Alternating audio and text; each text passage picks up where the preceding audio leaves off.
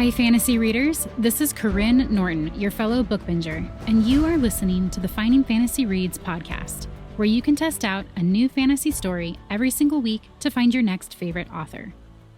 Today's story is one that newsletter subscribers have already heard. For the past few months, I've been sending it out as a thank you when people sign up for the newsletter, but today I'm bringing it out for everyone for a very special reason.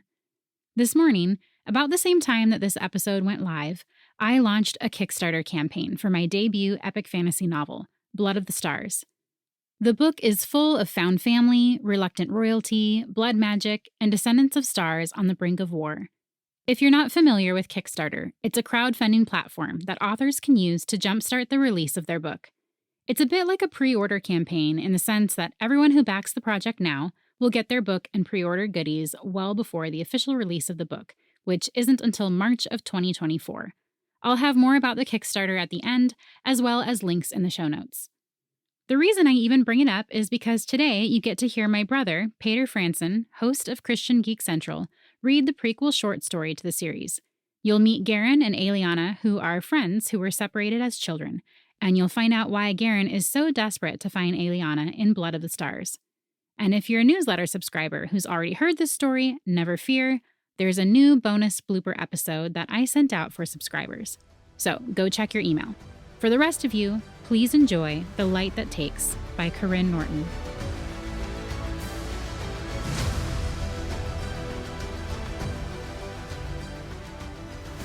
Chapter 1. Karyne leaned into the seawater spray, relishing the salty scent. He belonged out here on the water more than the palace he'd left behind in L&S. Larkos chuckled from his place at Starspeed's wheel, the laugh lines around his eyes blending in with the wrinkles from weather and old age. It's not very captain-like to soak up sea spittle like a cabin boy. Every sailor is still a cabin boy at heart. Karyne forced himself away from the ship's edge to stand at his first mate's side. The privileged life of a prince meant he'd already spent 6 of his 22 years as captain of his own ship, but he still felt 12 around most of the older men who served as his crew. Besides, seawater tastes of freedom. I've been cooped up in Enla's endless meetings for the past moon, even though she's the one inheriting the throne. Larkos grunted but said nothing, which meant he had a lot more to add.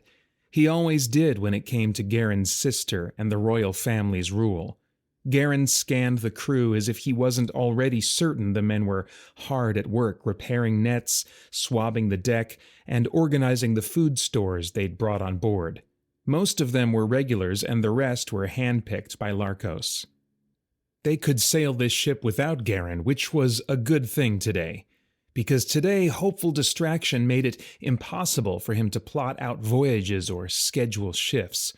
For the first time in years, he had reason to believe he was going to find Daisy, that this trip would be the last time he set out searching for his missing childhood friend. It wouldn't be long before they reached the Western Horn, the most dangerous part of their path from the wetlands of L&S to the arid plains of Andel. The only viable path around the Horn required a sharp turn, directing Starspeed between a treacherous coral reef and a shimmering magical barrier. For 1,000 years, the glass-like wall had divided the waters surrounding the continent where L&S stood from the waters surrounding the humans' continent. Everyone on Karyne's side of the barrier had the distinct advantage of being half-lights, descendants of the stars. Not the static stars in the distant heavens, but the dancing ones who shot through the night sky, both in celebration and mourning with the people. Even the half-lights who hadn't developed magic in their star blood were better off than the humans, who'd likely died out if the lack of sightings across the water was any indication. Still, the barrier remained, a permanent obstacle at the Western Horn that threatened to crumple bows and sink ships. "Why'd we rush out in the middle of the day anyway?" Larkos's gruff question broke into Karyne's thoughts. "We'll be hard-pressed to round the Horn before the sun's sleep." Karyne leaned against the gunwale, crossing one boot over the other. "Enla and I decided we needed those vases from Andel to hold the calla lilies." He stumbled over the name, knowing it wasn't right. Chrysanthemums. Garen eyed his first mate in surprise. Yes, those. Something about them having the same purple hue as Mother's bonding gown. Apparently it makes them ideal centerpieces for their 50th bonding anniversary. There were white ones, too, the old sailor cut in, a faraway look in his eyes. A sign of loyalty and honesty. Boded well for the kingdom. They threw them out to the crowds. I caught one and brought it home for my ma. Garen started as Larkos's memory stretched toward him like a vine offering its buds. Tuning into memories had become second nature with Garen's training as a noetic progeny. Like all progenies, he was a half-light chosen to harness the sun's power and reflect its glory. His skills centered in the mind rather than the body or soul, and they'd grown in the last 2 years. He no longer needed to touch someone to receive their memory. Still, Larkos had always held his memories close, and now he was practically handing one over to Garen. The memory transported him back to the crowded palace gates, the view from Larkos's childhood height blocked by the adults' broad shoulders and thick waists. He squeezed himself between sweaty villagers and smelly horses until a gap in the throng revealed the king's carriage holding Garen's father, the king, who was only a toddler at the time. At his side, a noblewoman, Garen's long-dead grandmother, held the future queen, the voluminous purple folds of a gown swallowing up the infant's tiny frame. In the memory, the king grabbed handfuls of white flowers before tossing them out to the people. One drifted to the side, sailing straight into Larkos's childhood hand as if guided by the sun itself. Larkos cradled the flower in his hand all the way to his dilapidated cottage, where his mother nursed an infant brother and kept 3 other young ones occupied with darning socks at her knee. Her eyes lit up at the sight of the flower, then closed as she inhaled its scent. She pulled Larkos close as if he'd planted and plucked the flower just for her. Garen's vision blurred, and he took a step back, reacclimating himself to Starspeed's deck. "No wonder you know so much about the flowers," he murmured. Larkos cleared his throat, hunching his shoulders and shifting his face out of Garen's view. "I also happen to know that 24 purple vases were delivered from Andel just last week. Came in on a shipment I helped inventory." Garen grinned, not just because Larkos had redirected the conversation, but also because of how easily Garen had gotten Enla to cave to his request. "That's why I suggested each table have 2 vases, symbolic of mother and father's bond. During the ceremony, the 2 flower arrangements will be combined into one." Enla had eaten up the sentiment. Larkos snorted. "That still doesn't explain why we left in the middle of the day." Enla panicked, so I offered to leave early. "Don't suppose you'll tell me what we're really going for?" I've always liked surprises. Garen didn't care what he had to claim to sail to Andel for, as long as he got to go. His sources spoke of a young green-eyed goddess who whispered water into submission. He couldn't imagine Daisy grown up, but she had loved the water, and she'd already had magic as a child. It was the best lead he'd had in years. "It'd be faster to sail straight south," Larkos said. "Yes, well, Enla also wants those orange shells near Selenoft." As the town's name left his lips, glimpses of its tower and sprawling village passed through his mind. His jaw tightened. It was all in ruins now. Ever since he'd been there as a child. Ever since he'd lost Daisy. His fingers settled into the well-worn grooves of his dagger's hilt, his thumb resting as it always did on the flower engraved in the pommel, a reminder of his broken promise. During his years sailing, he'd scoured every major port, hoping to find any hint that might lead him back to her. He didn't expect to discover anything new, but that didn't mean he'd stop looking. Memories of her pudgy arms and fine baby hair threatened to surface, but out of necessary habit he pressed them down. Searching for her was one thing, but calling up specific memories was dangerous. No one on Starspeed was a threat, but it was too easy for his memories to be accessed and used by the wrong people. Better to always keep them hidden away. Larkos grunted. Sometimes I swear she just wants to get rid of you. The feeling is mutual. Even if Karyne learned nothing new, this voyage earned him more than a month away from his parents, the palace, court intrigue, and even Enla, as much as he loved his sister. His smile fell as he thought of the artificial perfection he'd eventually return to, and he raked a hand through his short hair, tangled by the wind. He should have sheared it like his first mate, whose scalp tattoos gleamed in the sun's setting glow. "You're restless," Larkos said. Karyne stilled his tapping foot, not ready for Larkos's prying questions. The old man mostly asked to report back to his wife, who took it upon herself to look after Karyne. "Rounding the western horn," the barrelman called down from the crow's nest, saving Karyne from having to explain his constant agitation. Larkos shouted confirmation to the crew, his suspicious gaze still resting on Karyne. The few men repairing nets and organizing food stores all took to their stations. The sun was slipping beneath the waves, and the sailors lit several lanterns in preparation for the coming darkness. An anticipatory stillness settled over the crew, everyone's eyes on the space where the shimmering barrier rose from the water.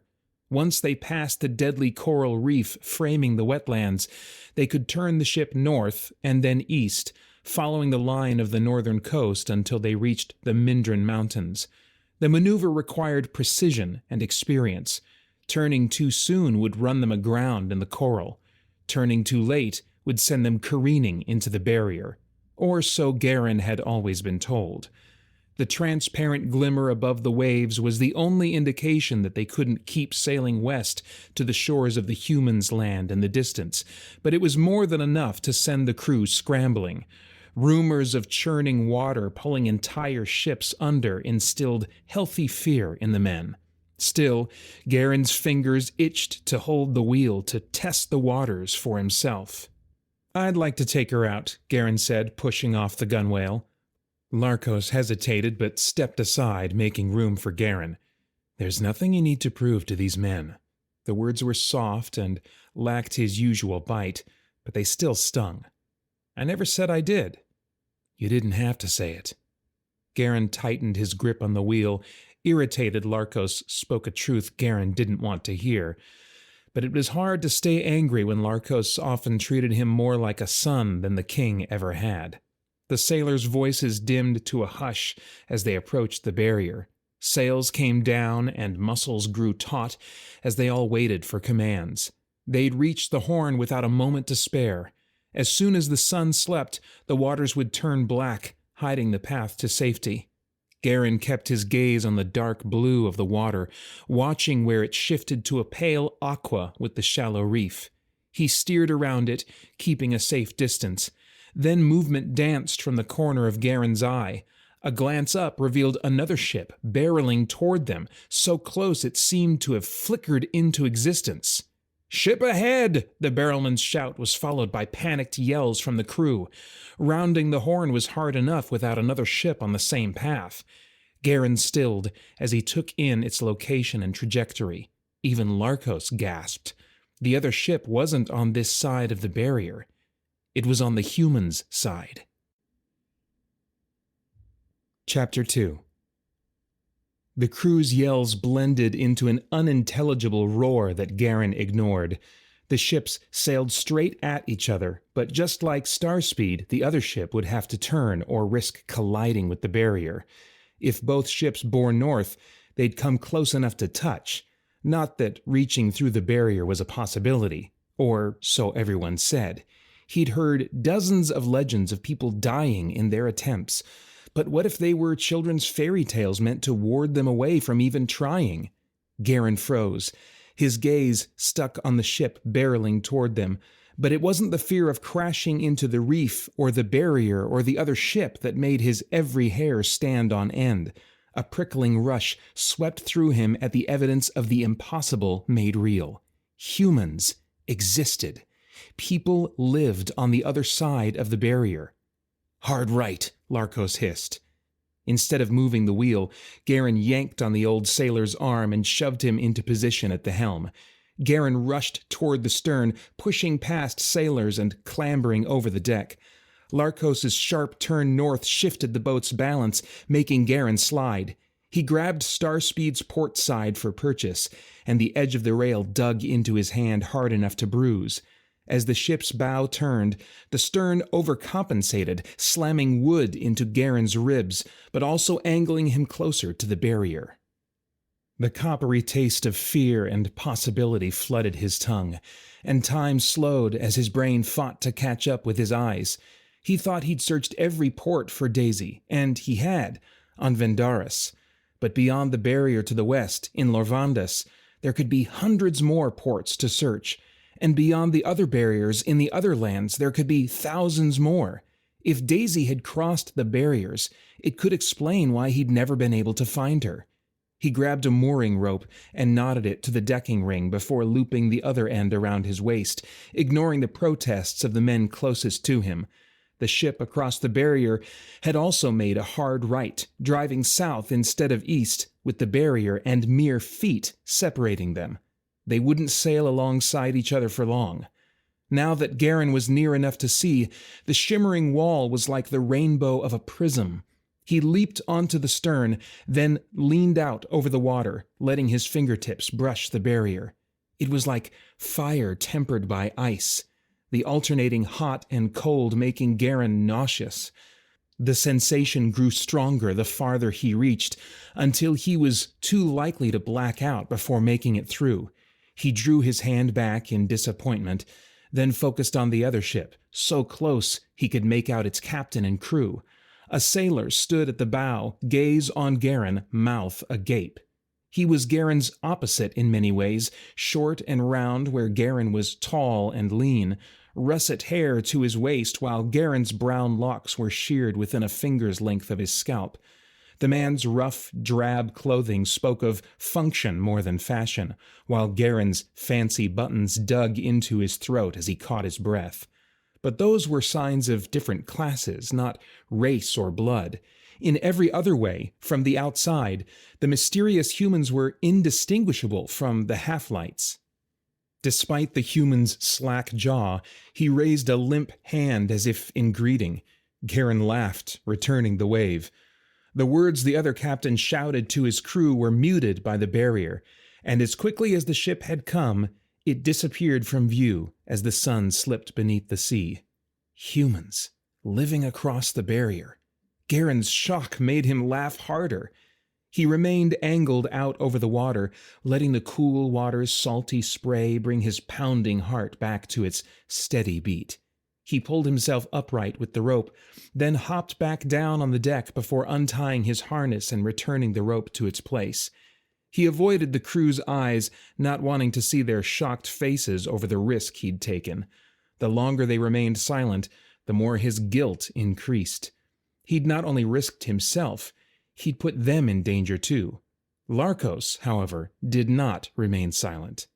"Sons, fire, what were you thinking?" he bellowed. "I wasn't thinking," Karyne admitted. "I'm sorry, but the humans, they still exist." He couldn't keep the awe from his voice as he stepped between Larkos and the wheel, pulling the handles from the older man's grasp. Larkos turned and swore, slamming a fist on the gunwale. "You could have died, and I would have been responsible. This whole crew would have been held responsible to the king and queen, just so you could get a good look at a human?" The twinge of remorse tickled in Karyne's chest once more, and this time he took in the way his crew's face had paled to a sickly gray. Still, he couldn't ignore the way this new knowledge burned within him. "Have you ever seen one before?" Larkos grumbled under his breath. "Didn't think so." A smile tugged at Karyne's lips. Hope dared to grow, fighting against the constant failure of his search for Daisy. "We've all heard the theories, but the humans didn't die across the barrier without the aid of our magic. The other races might not have either." "That doesn't change anything." Larkos crossed his arms, his face in shadows now that the sun had gone to sleep. "There's still a barrier dividing us." Karyne bit back his answer. It changed everything for him. "I know that look," Larkos growled. "No one can get across the barriers." Garen's grin widened despite the way his hand still tingled from the barrier's sting. Just because he couldn't pass through it didn't mean there wasn't another way. Is that a challenge to prove you wrong? Of course not. Besides, what about the star bridges? Larkos groaned. You're insufferable. They're myths, along with everything else the priests and priestesses tell us. Skepticism bled into his tone, pushing Garen to defend his faith. The barriers aren't myths. Garen eyed the wall that still glinted in the light of the moon and lanterns to prove its existence. What makes you think the star bridges are? If they were real, they would have been used long ago. Your family would have conquered each land one by one and turned them into more provinces to tax and control. Larkos pressed his lips together, his eye twitching as he cut off the rest of his tirade. He could be hanged for his opinions, but sometimes Garen found himself agreeing with the cantankerous man's politics. Often enough, at least, that he wouldn't turn the old man in for his treasonous words. Fair point, Garen said, even as his heart wanted the star bridges to exist. By suppressing his memories of Daisy, he'd also suppressed the religious training he'd received during his dedication year. Now those memories tugged at him like an itch demanding to be scratched. Lessons of the stars dividing the lands, the sun taking pity on the people, bridges of light being created to cross the barriers. Larkos turned, yelling at a few sailors who still gawked at the stern of the ship, as if the mystery ship might reappear. Even this sighting would become legend. It would turn into a ghost story of its own before they reached Andel's harbor.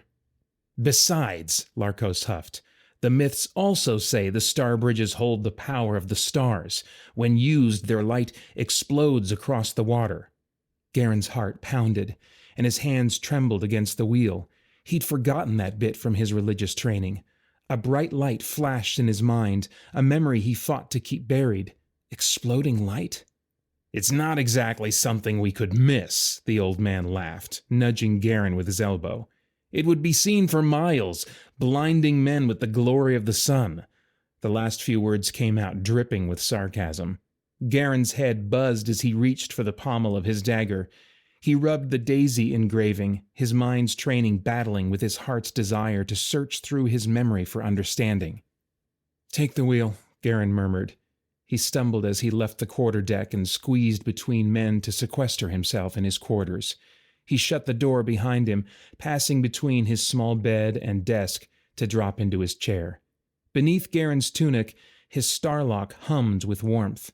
Anyone with starblood had the potential for magic, but only progenies received starlocks, allowing them to harness the star's power.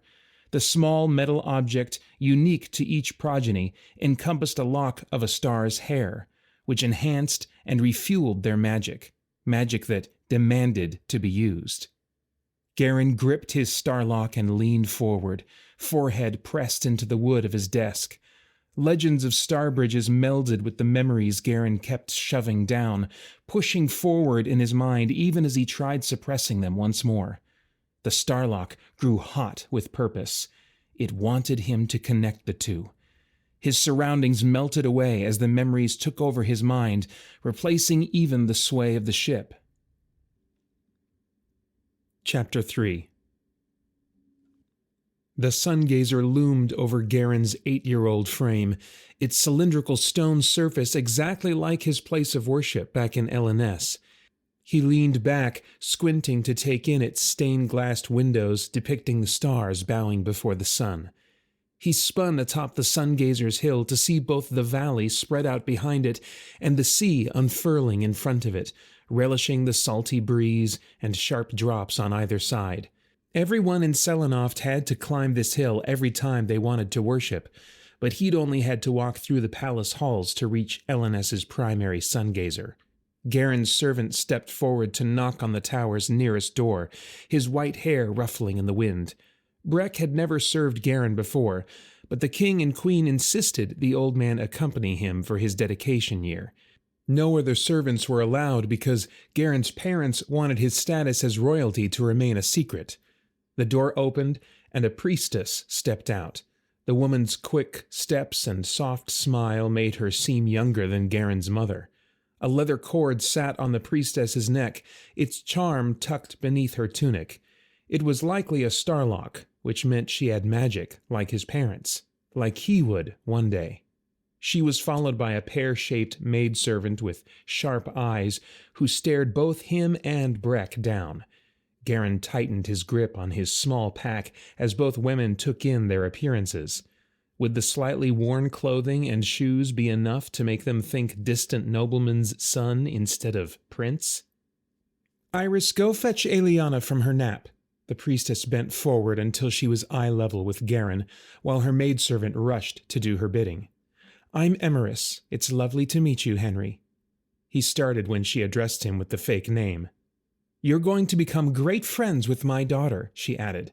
"She's only 3, but I suspect she'll win you over." Karyne grimaced, and the priestess laughed. The skin around her eyes crinkled with pleasure, and dimples formed in her cheeks. It made her seem younger, like Enla. Mother would never smile like that, not with people watching. Iris returned, a child with mussed hair and rosy cheeks blinking drowsily in her arms. When the girl's gaze landed on Karyne, she popped her thumb in her mouth and curled into the maidservant's neck. "Come now, don't be shy." Emerus took the child from her maidservant's arms and kneeled by Karyne. "Say hello." The girl, who must have been Eliana, continued sucking her thumb, studying Karyne. His dedication year would be a long one if she was his only companion.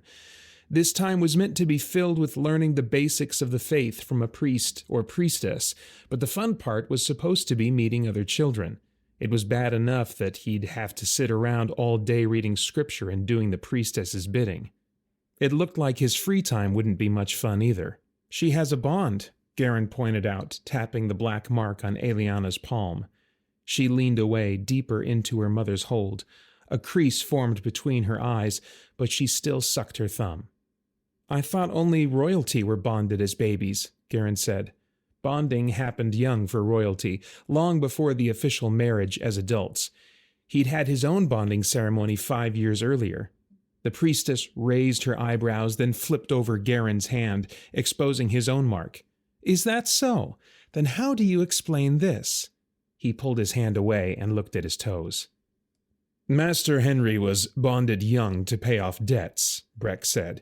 "He knows he's not supposed to talk about that embarrassing family history." Karyne peeked up into the servant's unforgiving gaze.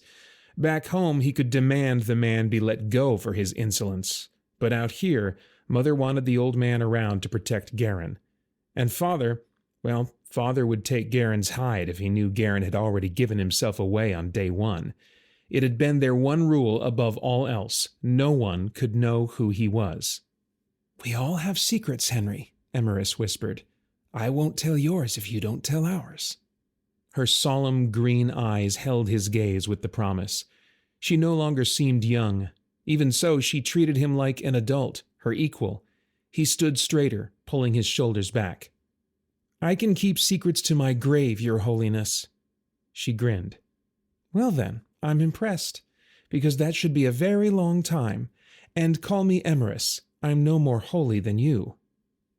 Eliana finally pulled out her sodden thumb. "Go swim?" Her eyes were the same shade as her mother's, deep and glittering like the seawater he'd longingly passed. "You go swim?"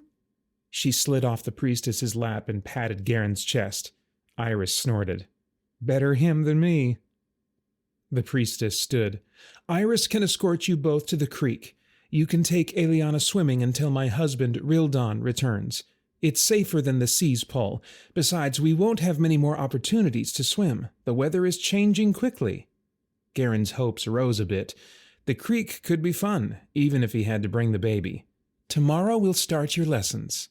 Karyne nodded, and Eliana raised chubby arms. He hesitated, not having much experience with younger children.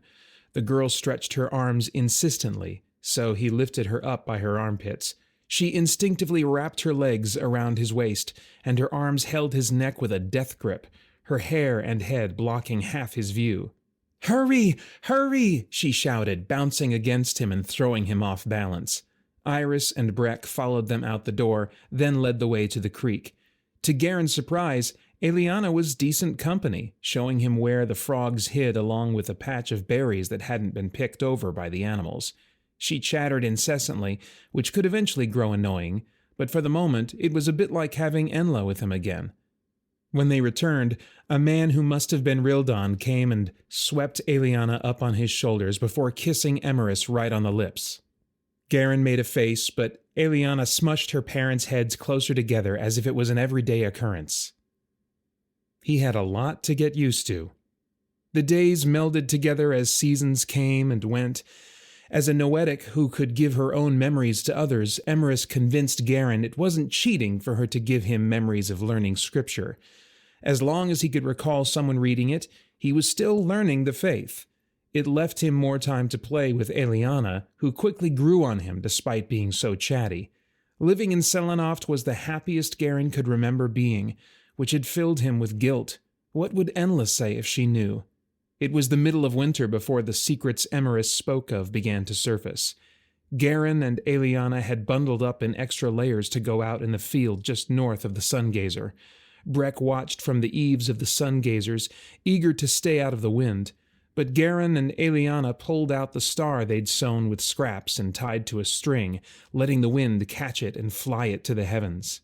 "Just like real stars!" Eliana's giggles were contagious, and soon Garen found himself looking down at the little girl instead of up at the star flying in the wind. He grinned back until his gaze caught on the blossoms sprouting at her feet. Despite the half-frozen earth beneath them, green stems unfurled around them. White petals unfolded to reveal yellow centers before catching in the wind to start their own dance. What started as 3 grew to a dozen, multiplying even faster as Eliana jumped up and down, pointing at the toy in the sky. Garen stepped back, his mouth hanging open, as the daisies spread through the field, the wave of their existence in time with Eliana's laughter. He dropped to his knees, laughing along with her as he gathered a handful of flowers in his hands. Eliana finally looked his way, gasping as she took in the bouquet he'd collected. Without warning, she dropped the string, which fluttered beyond their grasp in a heartbeat. She knocked the daisies from his hand, stomping on the rest, ripping them up and throwing them away. He grabbed her shoulders, steering her back until she stood in front of him. "It's all right. It's just daisies." "Shh!" She placed her fingers over her lips, eyes wide with panic. "No, no, no! Shh!" Understanding dawned. It wasn't just daisies, it was magic. Her magic. Children weren't supposed to have magic, not until they were older, until the sun chose them and the stars delivered a starlock. This was one of their secrets, and it was a secret that put her in danger. What would people do if they knew? Make her start training early? Take her from her family? Her parents would. They would prepare her to be one of their progenies, no longer free, but bound to their every whim. "I won't tell," he whispered. "Ever."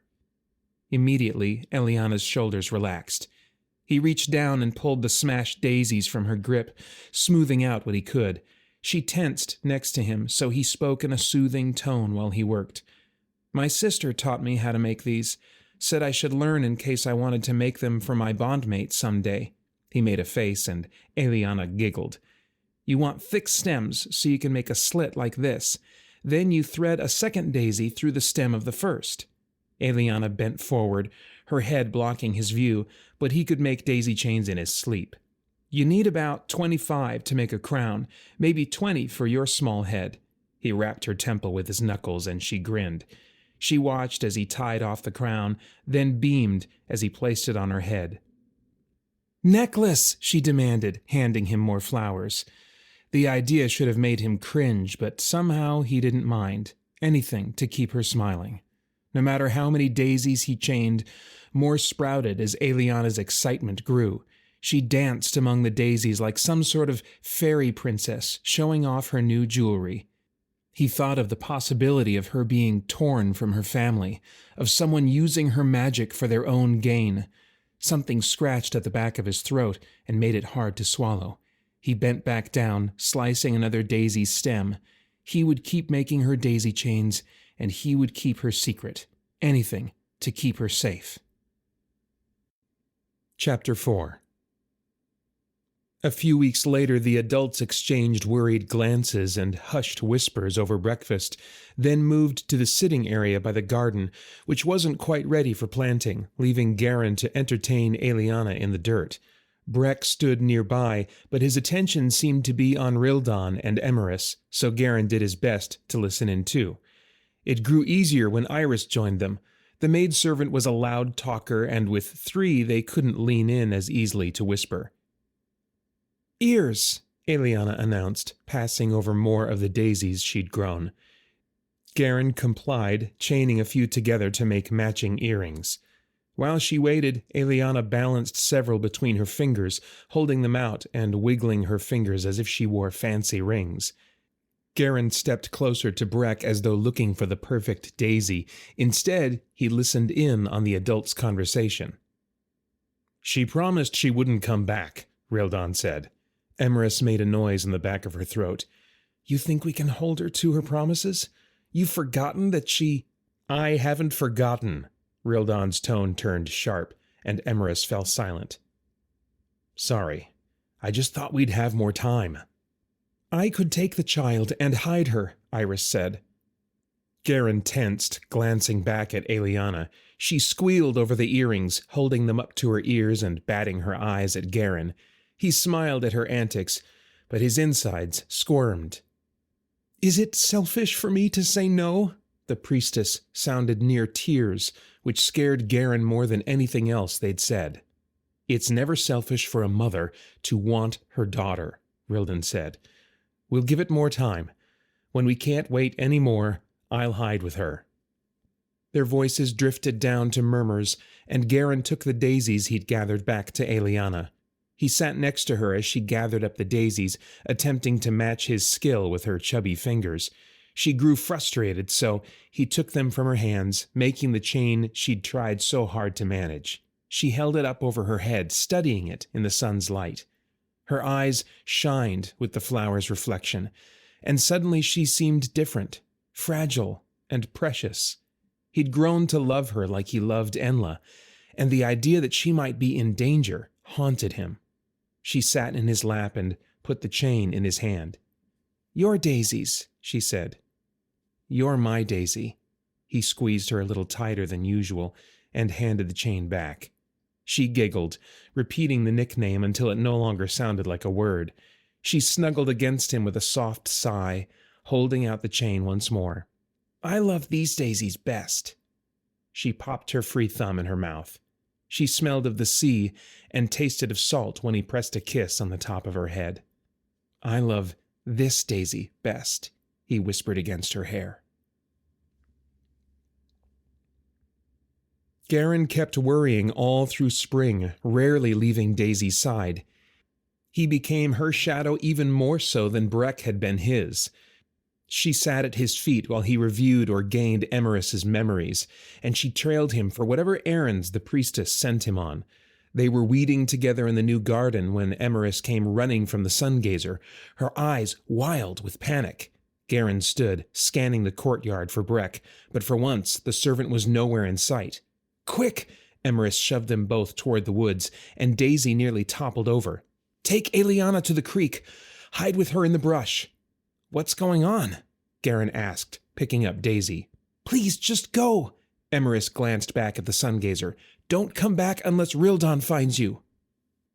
The words he'd overheard that night came back to him. This was it. The woman they feared had come. "I thought Rildon was going to take her, hide with her," Garen said. Emerus started. "Perceptive boy," she muttered. Questions danced in her gaze, but she shook her head. "He needs to get something first. Something that will help him protect her, which is why I need your help." Without waiting for an answer, Emerus grasped his left arm and Daisy's right. Heat flooded through Garen, energy from Emerus's starlock being transferred like fire from one tree branch to another. He felt like he could run to the creek and back without getting a stitch in his side, even while holding Daisy. He hoisted the toddler up higher on his hip. Emerus, on the other hand, nearly fell to her side, her face pale. "Go," she whispered. "May the sun's light always shine upon you." Garen hesitated. It sounded too final. "And may the star's light always guide you." He took off down the well-worn path, Daisy bouncing so hard she giggled. Her little laugh and the thought of anything or anyone taking it away sent sharp pains shooting through Garen's chest. Sweat poured down his face, stinging his eyes and leaving salt on his lips. "Go swim?" Daisy squirmed, wanting to be let down. "No, not yet. Tomorrow. We'll go tomorrow." The confusion on her face blurred before him, and he gave an angry swipe at his tears. "We're going to play hide and seek instead. We'll hide in the bushes and wait for your father to find us." Her eyes lit up, and his heart broke all over again. Who could want to hurt her? They scrambled under the bushes, Daisy whining over the thorns and Garen desperately trying to cover their tracks behind him. Emerus was a noetic. Did the lady after Daisy have magic too? Would she know where they were no matter how well they hid? As the sun passed below the horizon, Daisy started to shiver. Garen told jokes until she grew daisies, chained them together to distract her, covering himself with the silly jewelry she'd grown to love. The longer they waited, the more Garen began to wonder if it was safe to come out. Daisy asked a dozen times for the hide-and-seek game to be over, but each time Garen found a way to distract her. She counted and recounted flowers, hiding them in various pockets of his shirt and trousers, then in her skirt pockets. Eventually, she settled the last of the chains on her own wrists and neck. What if the lady hunting Daisy had hurt Rildon and he couldn't come? What if she'd hurt all the adults and it was up to Garen to get Daisy to safety? Then it would be better for him to take her home. His parents would help her. Wouldn't they? He squeezed his eyes shut and opened his mouth, ready to tell Daisy they could come out, when the sound of boots on dirt met his ears. The sound was immediately drowned out by the rush of blood in his head, panic accelerating his heart. "Is that Papa?" Daisy tensed, but not with fear. Her lips split into a smile even as her teeth chattered. "He's gonna find us," she giggled, then covered her mouth with a hand. But it wasn't Rildon who came into view. Instead, the moon lit up two figures, a tall, lanky man and a heavy-set woman who scowled as they scanned the brush. Chapter 5. Garen tensed, pulling Daisy tighter against him. As the man and woman came closer, a third set of steps sounded, and Rildon's head peeked over the edge of the bank. He slid down the sand as if he chased the strangers, but his face twisted with concern, and he glanced behind him, like he was running from someone else. "Papa!" Daisy screamed. "No!" Garen hissed, pulling on her clothes, but it was too late. She barreled out of the brush and waded through the freezing creek, wrapping her arms around her father's legs. In the darkness, Garen couldn't see Rildon's expression, but the man's and woman's expressions turned smug. Blood dripped from their hands, identifying them as wielders of blood magic. Garen shuddered, wondering which half-light they'd bled. He shrank back under the brush, hating himself for being a coward. He should go after Daisy and protect her, but what could he do at this point besides get caught along with her? Two more figures reached the bank. One he recognized as Emerus, but the other was cloaked and hooded. "You and I have a gift, Emerus," the hooded stranger said, the voice low but still feminine. Even though she addressed the priestess, she walked up to Rildon, who now held Daisy, and ran a finger down the girl's face. Daisy turned away, burying her face in Rildon's neck. He glared at the stranger, but said nothing. "It's not a gift, it's a curse," Emerus argued. Garen had never seen the priestess look so tired or weak. It was then he realized the added strength he'd felt before was gone, all used up by his time with Daisy under the brush. Would they have frozen to death if Emerus hadn't shared her Starlock's energy to protect them? Was Emerus going to die now because she helped Garen and Daisy live? His entire body shook, and he feared the plants would shake with him, revealing his hiding spot. What would the stranger do to a spy hovering in their midst? The adults kept talking, but Garen had trouble focusing as his fingers and toes grew numb. What were they going to do to Daisy? Emerus and the other woman grew louder, their discussion more heated, but a wind carried their voices downstream. Karyne kept his gaze on Daisy, which was why he noticed Rildon slowly reaching into his cloak pocket. Karyne grew more alert, watching as the man pulled out a golden arrow. His hope sagged. What use was an arrow without a bow, especially one so tiny? The first two strangers grabbed Rildon's arms, nearly pulling Daisy from his grasp. She woke with a cry, then hung on around his neck, her legs scrambling for purchase to wrap around his waist. "Papa!" she cried.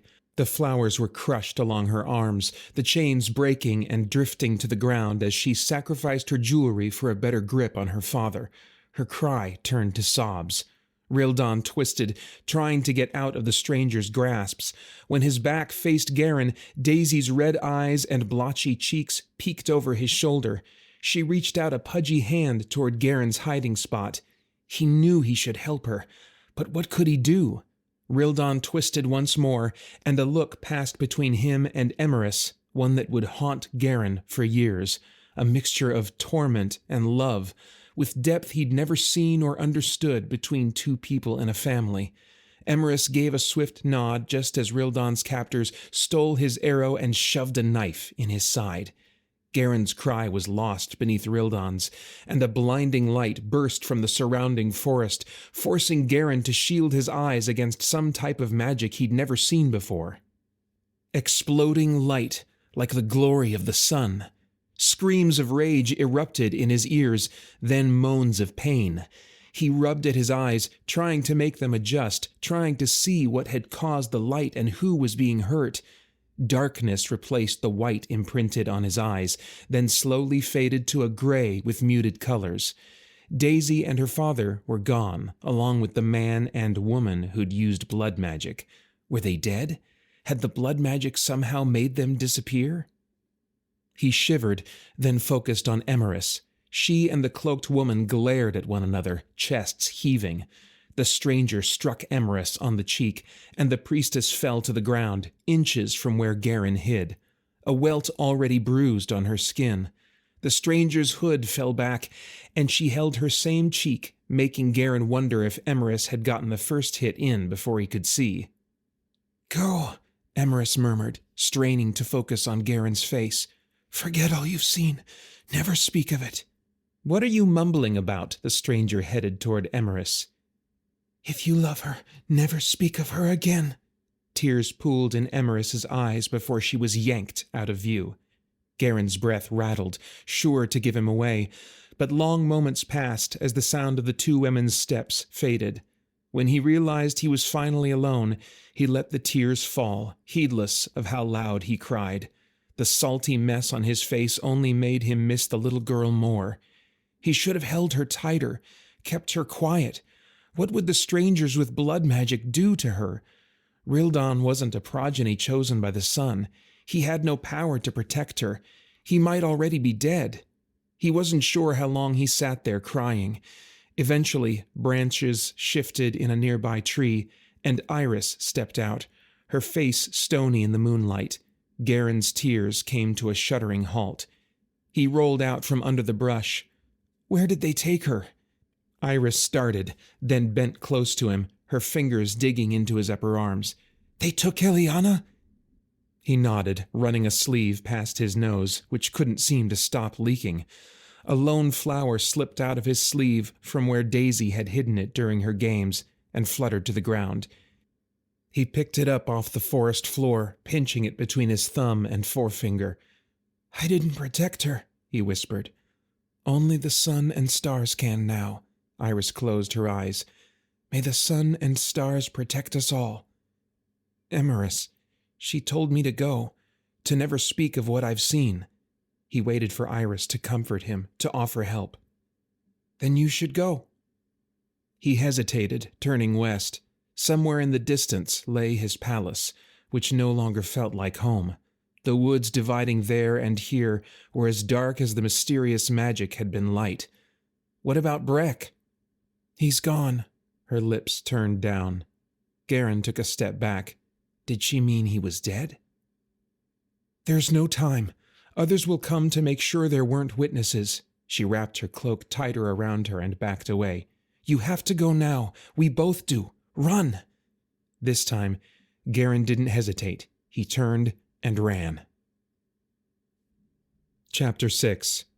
Karyne came up from the memories like he'd been underwater, gasping for air before choking on tears. He hadn't thought they could still be so vivid after all these years, after pushing them down and forgetting them, willing them away for Daisy's safety even as he searched every town for those green eyes. That night, he'd run through the forest, hoping he was headed home. He'd traveled north and west for days on little food and water until he'd recognized the mountains of his hometown. His father had been angry when he returned early, then slightly mollified when he discovered Karyne had survived on his own all that time. Even congratulated him on becoming a young man and proving his title held more than just Starblood. For once, his father's approval had meant nothing to Karyne.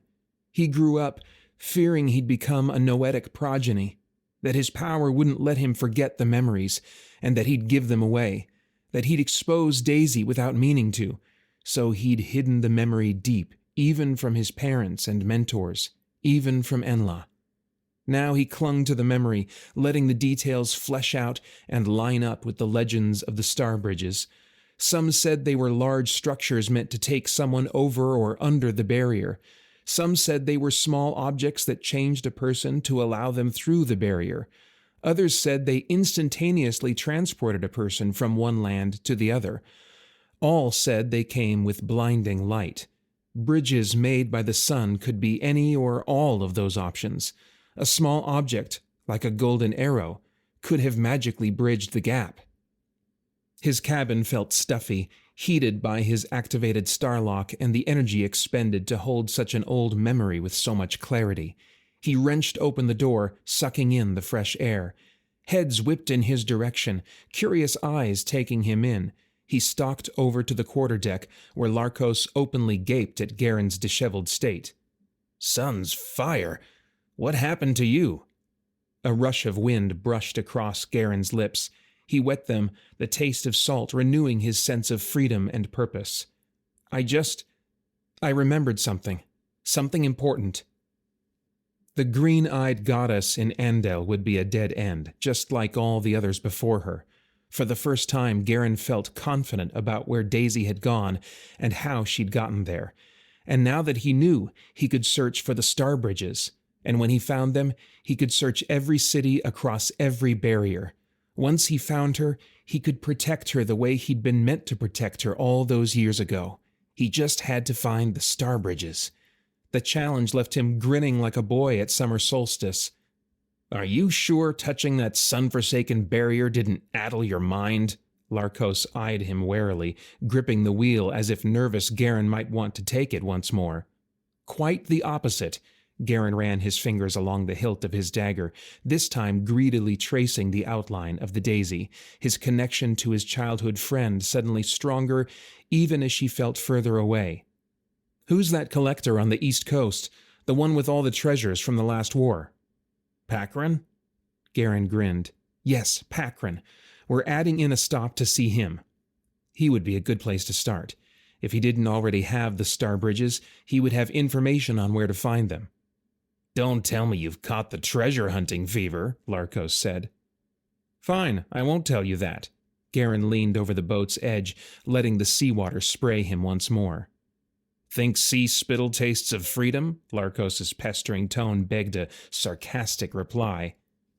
Karyne opened his mouth to give one, but a wave of longing washed over him. It wasn't the water or the spray that brought it on. "Not the seawater," he murmured. "The salt. Salt in sweat and tears, and now the air and water he escaped to. Salt in fine baby hair that had suffocated him when pudgy arms had wrapped around his own scrawny childhood neck. He closed his eyes and leaned even farther, letting the salt water touch his lips. Salt was the taste of his freedom, and it would be the taste of Daisy's rescue.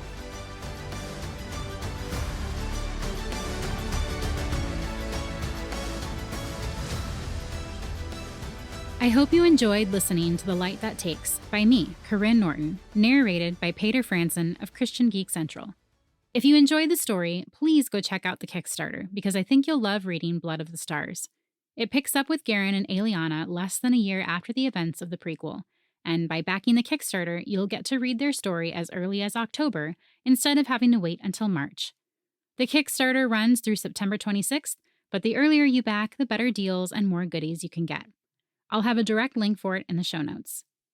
If you enjoyed listening to Paeter narrate the story, you might also enjoy listening to his podcast, Christian Geek Central, where he discusses movies, video games, and all things enjoyed by self-proclaimed geeks from a Christian worldview.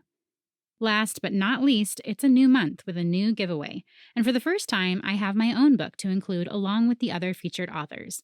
So if you want a chance to win, go to findingfantasyreads.com/giveaway to enter.